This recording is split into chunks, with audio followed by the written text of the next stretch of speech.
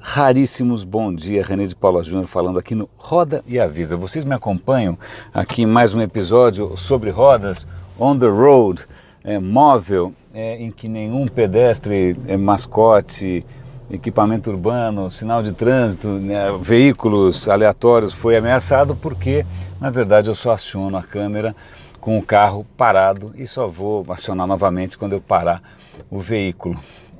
O Roda e Avisa nasceu, esse podcast nasceu aqui em 2003, talvez seja um dos primeiros do país, né? E é muito curioso porque ele nunca deixou de ser absolutamente nicho. Nicho é uma palavra bonita para dizer que ninguém ouve, né? Vem, deixando que as pessoas passarem enquanto eu tento me entender com a porta da minha garagem. Agora ela está fechando. Então, esse fato do nunca ninguém ouve do nicho, na verdade tem um pouco a ver com a pauta desse episódio. A questão aqui é a seguinte: hoje eu li um artigo bastante interessante do Pedro Doria no Estadão. A coluna do Pedro Doria é sempre uma leitura salutar, porque não só o Pedro Doria é muito bem informado, como ele também tem posturas bastante ponderadas. Ele faz ali um balanço entre, né, o otimismo e a lucidez, e esse foi um daqueles momentos em que ele parou para reconhecer que, puxa vida, o que está acontecendo, que as redes sociais estão aparentemente, essa é o que tudo indica, criando um mundo com mais ódio, né? Há várias pistas por aí, e os sinais vão desde, sei lá, a polarização nas eleições aqui no Brasil, as revoltas em Paris, gente sendo trollada, processada no WhatsApp, etc. e tal. Eu passei para ele, e essa é a pauta de hoje, é um artigo que eu escrevi em 2015 e que provavelmente foi pauta de inúmeros episódios do Roda e Avisa e tal, e que obviamente não fez diferença nenhuma, justamente pelo fato de eu ter uma audiência muito pequena, que tentava associar a questão dos algoritmos a um certo tipo de, entre aspas, seleção natural. Eu digo seleção natural entre aspas, porque o que eu estou tentando insinuar aqui é praticamente um mecanismo similar ao da evolução, né, da evolução biológica, se bem que a seleção não é tão natural assim, é uma seleção que é um algoritmo que pode ser ajustado de uma maneira ou de outra. Então a minha tese naquele artigo, que eu vou ressuscitar aqui, abusando um pouco da minha memória e tal, justamente porque não teve realmente muito impacto, é o seguinte: vamos imaginar que um Facebook da vida, e pode ser qualquer outro, mas acho que o Facebook é o exemplo mais simples, que ele ganhe dinheiro com visualizações, né? Quanto mais gente visualiza, quanto mais as pessoas acessam, mais ele ganha dinheiro, porque entre outras coisas, mais ele consegue publicar anúncios. Cada vez que você chama uma página do Facebook, vem mais anúncios e tal. Tem outras questões também. Quanto mais você acessa o Facebook, mais ele acumula dados. Quanto mais acumula dados, mais ele pode vender, né, a nossa alma a granel, sem pensar duas vezes. Mas isso são outros 500. Então, vamos imaginar que o modelo de negócio dos caras dependa de visualizações, de tráfego, vamos chamar de tráfego, já que eu estou no trânsito, né? Pois bem, então o interesse de qualquer algoritmo do Facebook, em princípio, se a gente for pensar em termos de negócio, é aumentar o tráfego. Pois bem, todo o conteúdo do Facebook, em princípio, é publicado eles não geram nada, é publicado por terceiros, por pessoas. Aí o que acontece? Alguns desses conteúdos geram mais tráfego que outros. Geram mais tráfego não só porque eles atraem mais pessoas clicam, mas também porque pessoas compartilham mais. Simples assim. E mais tráfego significa também mais tráfego em menos tempo, mais rapidamente. Então, vamos imaginar que o algoritmo fosse completamente mané, completamente neutro, e aí ele fosse, ok, eu vou descobrir os artigos, né, os posts, que realmente eles são acessados em maior volume, com mais rapidez, e que viralizam, se multiplicam exponencialmente, está aí uma tecnologia exponencial, com mais velocidade. Vamos imaginar que ele conseguisse identificar que tipo de post é esse. Aí ele fala, legal, esses posts que têm esse potencial maior de multiplicação, eu vou favorecer. Agora vamos voltar aqui para a biologia. O que diz, né, mais ou menos, vamos tentar resumir aqui o pouco que eu sei também, o que o Darwin percebeu é que a natureza lança várias frentes ao mesmo tempo, né? Mesmo entre irmãos há diferenças, você solta coisas de todo tipo por aí. O que acontece? Algumas dessas criaturas que saem por aí, elas têm maior ou menor chance de se reproduzir. Aquelas que se reproduzem mais, né, sobretudo se tem algum fator de seleção, sei lá, a temperatura caiu, o alimento sumiu, caiu um meteoro, ou seja o que for, né, esses fatores externos, eles podem acelerar ou podem expor ainda mais as diferenças e podem funcionar como um filtro. De repente, você sabe, tem N diferenças possíveis, sei lá, tamanho do cabelo, né? Mas isso pode não ter aparentemente nenhuma influência na tua capacidade de sobreviver ou de reproduzir. Agora, se aconteceu alguma coisa, né? Mudou o clima, surgiu uma moda, ou seja, o que for, as mina pira com quem tem cabelo curto ou quem tem cabelo comprido, a sua chance de reproduzir subitamente aumenta. Então você que tinha aquela característica X vai se multiplicar mais, a sua característica X, mullets, por exemplo, pode se reproduzir mais e isso acaba dominando. Bom, em suma, a evolução acaba sendo um efeito colateral, né? Acaba sendo uma consequência do fato da natureza lançar várias variações, né? Tem várias, ninguém é clone de ninguém, sempre tem uma diferençazinha, e que coisas externas podem favorecer algumas diferenças dessas daí, tá? Então você tem uma coisa externa, burra, né? Burra, não é nenhuma coisa divina nem nada, uma coisa burra que favorece mais do que os outros. Bom, vamos voltar lá para a história do Facebook. Se o algoritmo começa propositalmente a favorecer aquilo que bomba, aquilo que se multiplica, aquilo que gera reações rápidas, isso vai preponderar, né? E aquelas coisas mais lerdinhas, aquelas coisas que ninguém clica muito, elas vão tender a desaparecer do radar. Vamos lembrar aqui, tem um fator limitante aí, que é a sua timeline. Não cabe tudo na sua timeline, não cabe tudo no seu dia, não cabe tudo no seu tempo, ninguém tem como acompanhar todas as bobagens que os amigos postam. Então, tem um filtro ali que é simplesmente quais dessas zilhões de postagens eu vou mostrar para o Renezinho ou para você, ou seja, para quem for, ok? Então tem esse fator limitante, o algoritmo tem um critério, em princípio, de negócio, e aí vamos supor que mesmo do ponto de vista mais estúpido, ele não foi nenhum julgamento moral, ele começa a favorecer as coisas que beneficiam mais o modelo do Facebook. Pois bem, acontece que entra a natureza humana. Tanã, tanã, tanã, tanã. Eu sei que muita gente não acredita. Bom, não vou entrar em discussões ideológicas aqui, mas vamos imaginar que exista alguma coisa parecida com natureza humana, que você já nasça com certas tendências, né, que fazem parte aí do nosso pacote do sistema operacional.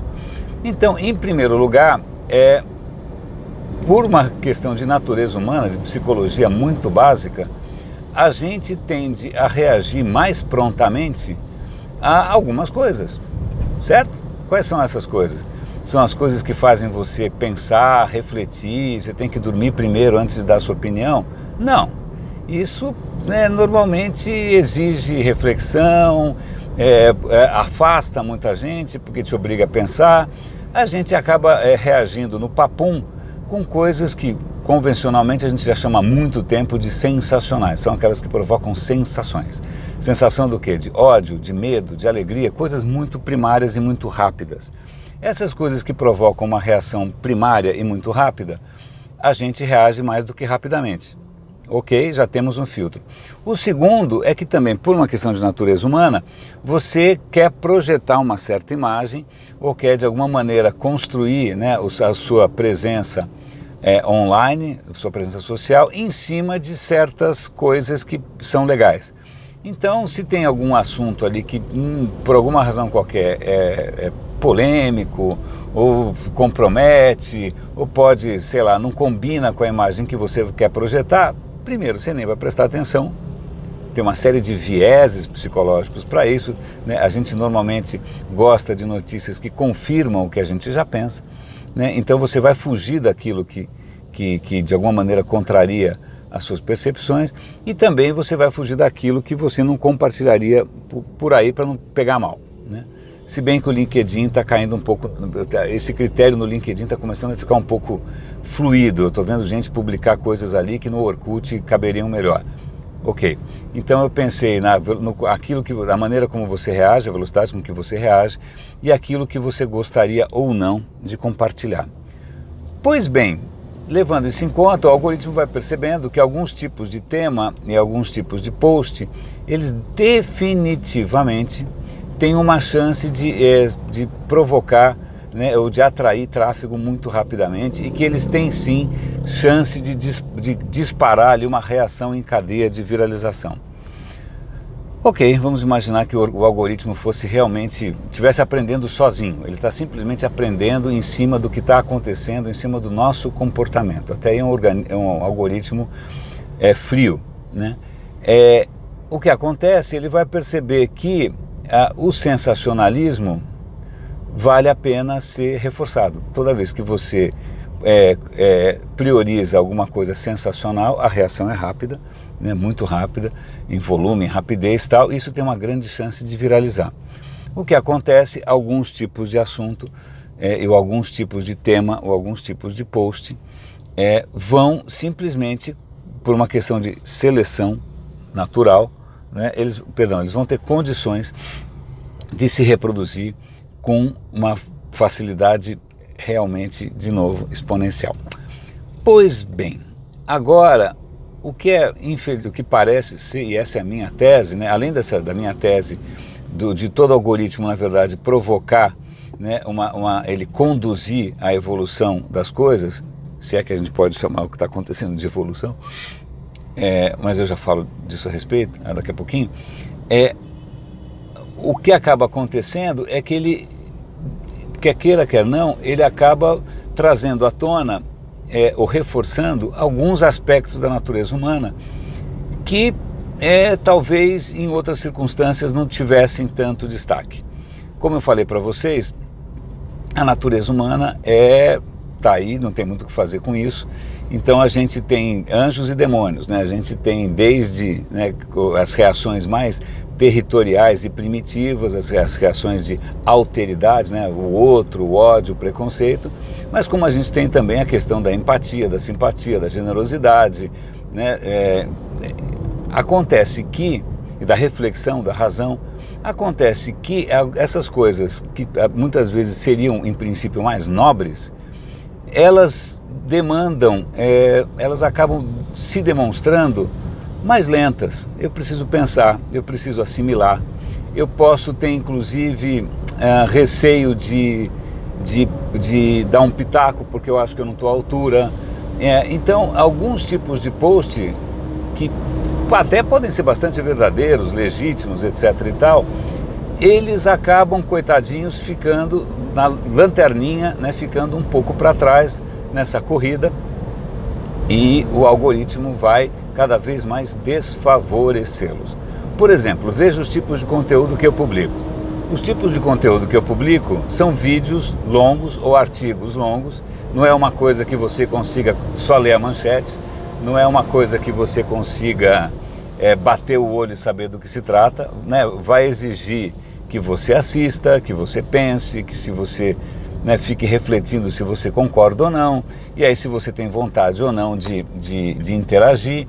O tipo de conteúdo que eu publico está pedindo para entrar em extinção. É isso, eu sou basicamente um dinossauro teimoso que insiste em investir nas coisas mais lentas, menos populares, né, e mais... lentas, que é uma palavra boa, que se pode imaginar. Então o que acontece, o meu conteúdo naturalmente, e ainda mais por conta dos algoritmos, ele tende a virar fóssil, né? Então, por exemplo, esse artigo meu de seleção natural, eu vou dar o link, que eu publiquei de maneira bastante... Até publiquei em inglês, dizendo, quem sabe, né, se o meu artigo tiver em inglês, ele tem uma chance maior de multiplicação. Sei lá, né, foi uma tentativa minha de tentar forçar um pouco aí a minha reprodutibilidade. o que acontece? Eu publiquei há 3 anos atrás e passou absolutamente batido. Não estou dizendo que isso mereceria um prêmio Nobel, né, ou que eu tivesse que virar um catedrático, sei lá, né, alguém me desse honoris causa, né? Não.